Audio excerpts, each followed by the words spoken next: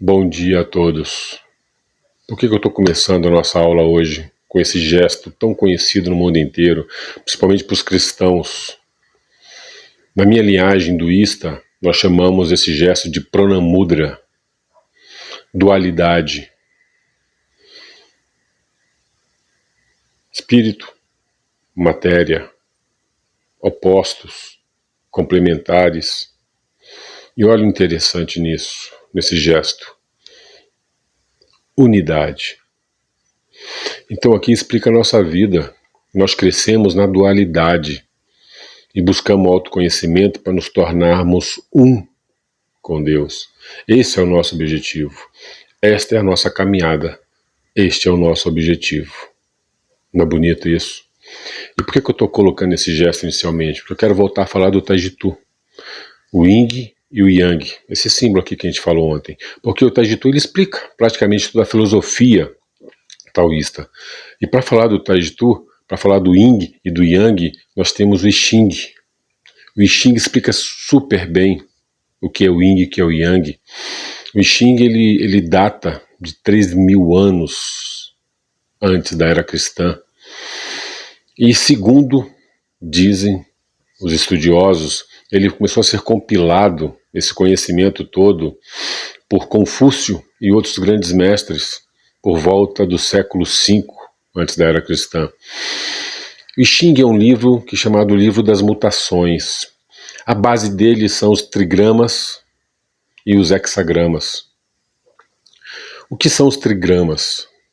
São linhas, algumas cortadas e umas inteiras. As linhas inteiras, elas representam o Yang. As linhas quebradas, elas representam o Yin. E por que isso?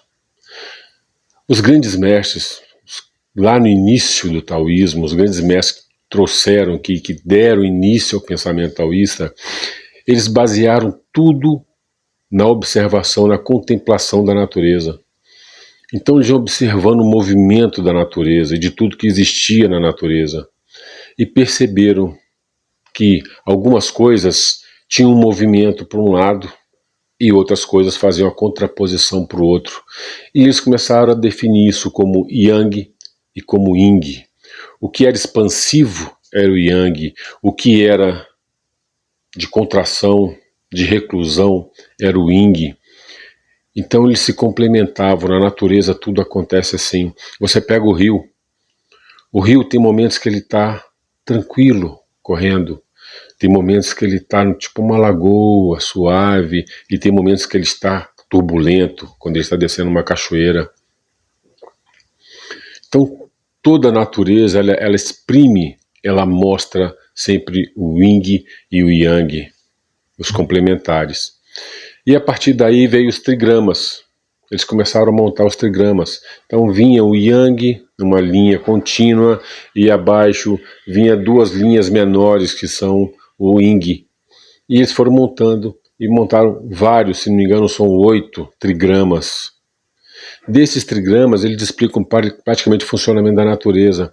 Mas faltavam ainda coisas. E eles começaram a fazer a junção desses trigramas, para ter uma explicação muito maior sobre o movimento natural das mutações, e começaram a fazer os hexagramas. Então o I Ching, ele é um grande círculo formado de hexagramas, onde ali se explica toda a vida de tudo.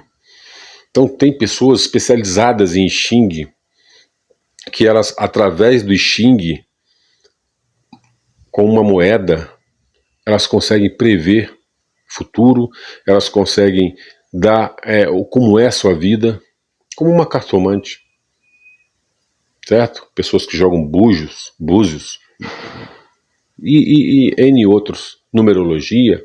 Então o I Ching, ele é essa tabela de hexagrama, onde ali contempla todo o movimento da natureza, todas as mutações que a natureza opera. E a partir daí você tem exatamente o que é Yang, que é o Yin. Para eu explicar assim, prático, para ficar prático entender, vamos colocar que cada indivíduo é a nascente de um rio. Quando você nasce, você vai correndo. E esse rio, ele percorre ladeiras, ele percorre obstáculos, ele desvia desses obstáculos. Imagina um rio com todos aqueles movimentos que ele tem que fazer, terrenos diferentes, sobe, desce, afilam, alargam, pedras maiores, pedras menores, galhos, que são os obstáculos. Imagina isso com a sua vida. De repente entra num platô, onde ele flui mais calmamente, depois é uma cachoeira, onde ele desce vertiginosamente. A nossa vida não é assim. Nós não temos aqueles momentos de quietude, nós não temos aqueles momentos de intensidade. Percebam como o rio, se vejam como o rio explica completamente a nossa vida. E ele está sempre em mutação, ele está sempre se adequando. Então, o Yang e o Ying, eles explicam completamente a nossa vida. E a base do taoísmo, como eu falei ontem, é essa. Nós estamos em constante transformação. Em constante transformação. E o que o taoísmo prega? Que para você ser virtuoso, você tem que estar nesse fluir, que é o Tao. Quando eu falo que Tao é o caminho, não é aquele caminho que você pega, desbrava para chegar numa cachoeira. Não é esse tipo de caminho. O caminho do fluir. Tao é o fluxo do universo, do cosmos. O cosmos tem um movimento. Ele funciona de uma determinada forma, onde tudo funciona da mesma forma. Então é muito maior que a gente. Então, se nós queremos viver felizes, nós temos que seguir esse fluxo natural. Como nós somos animais pertencentes à natureza, nós também precisamos seguir o fluxo da natureza.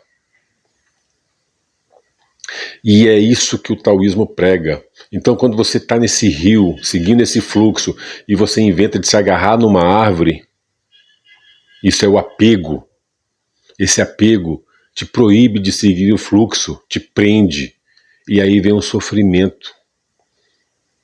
Ou seja, toda vez que você se apega a algo, você está deixando de seguir o fluxo da vida.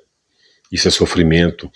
Quando você quer iniciar um novo trabalho, ou um novo projeto, uma nova empresa, quando o início está dando tudo errado, é porque aquilo não está seguindo fluxo. Quando você vê que mesmo não são obstáculos, são entraves que você não consegue andar. Aquele é o universo dizendo que está errado. Você não está fluindo, você não está recebendo os obstáculos e passando por eles, né? Você não está conseguindo vencê-los. Você está se agarrando a algo que você está ficando preso. Então isso não flui. E pro tal, tudo que dá certo flui, acontece.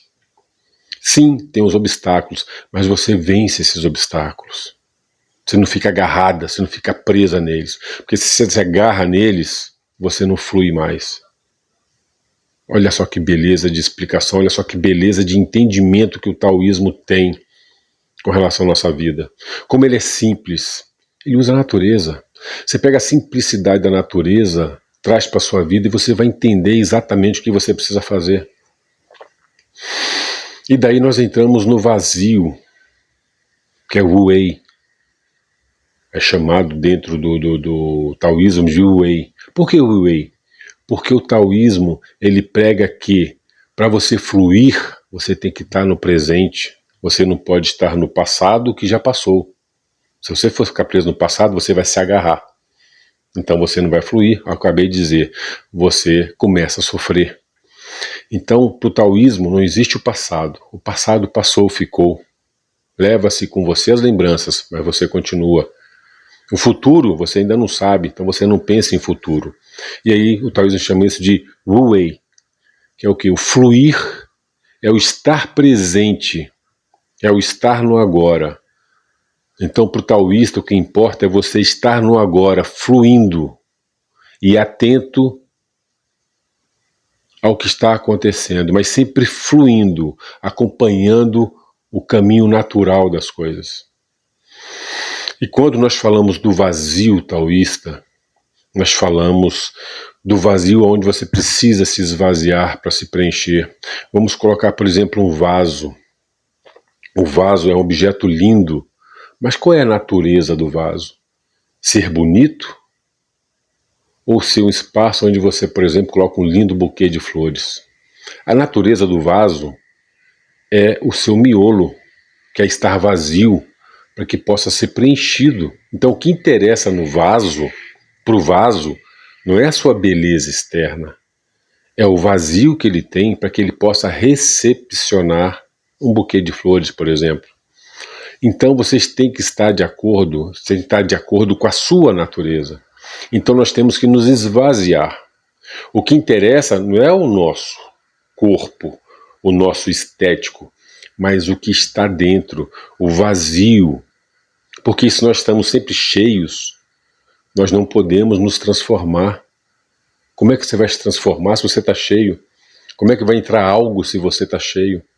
Então você se esvazia, e aí entra uma conexão com o hinduísmo do taoísmo. Que o hinduísmo, através da meditação, você se esvazia. E através desse esvaziamento, você permite que algo entre dentro de você. Você permite observar, você permite entrar sabedoria, você permite fazer uma limpeza do seu passado, descobrir crenças que estavam te travando e limpar essas crenças.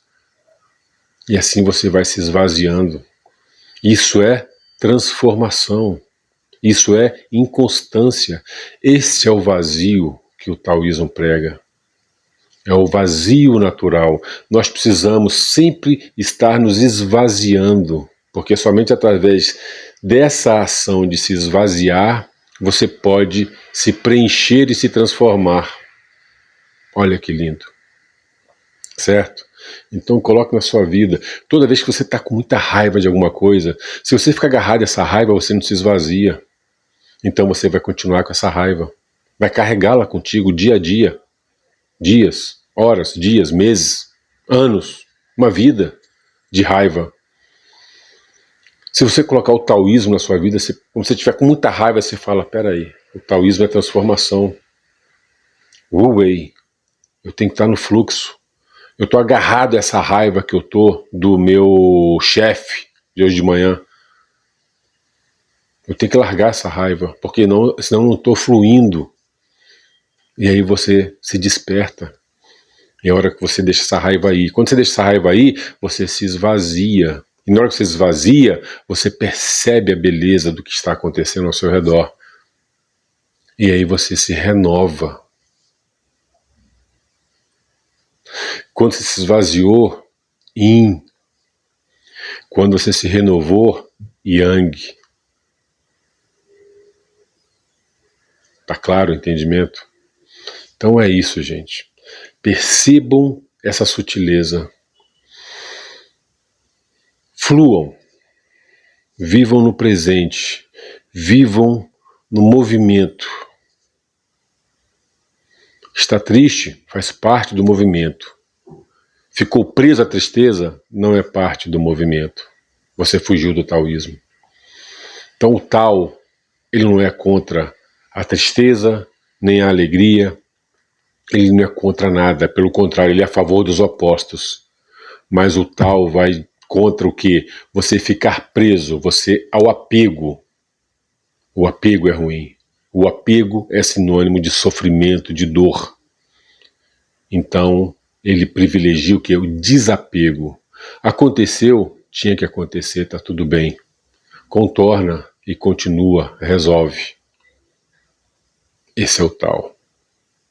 Espero que vocês tenham gostado dessa aula. Amanhã, a quarta aula, continuamos com a nossa filosofia tão linda, tão maravilhosa, que é o taoísmo. Um ótimo dia a todos.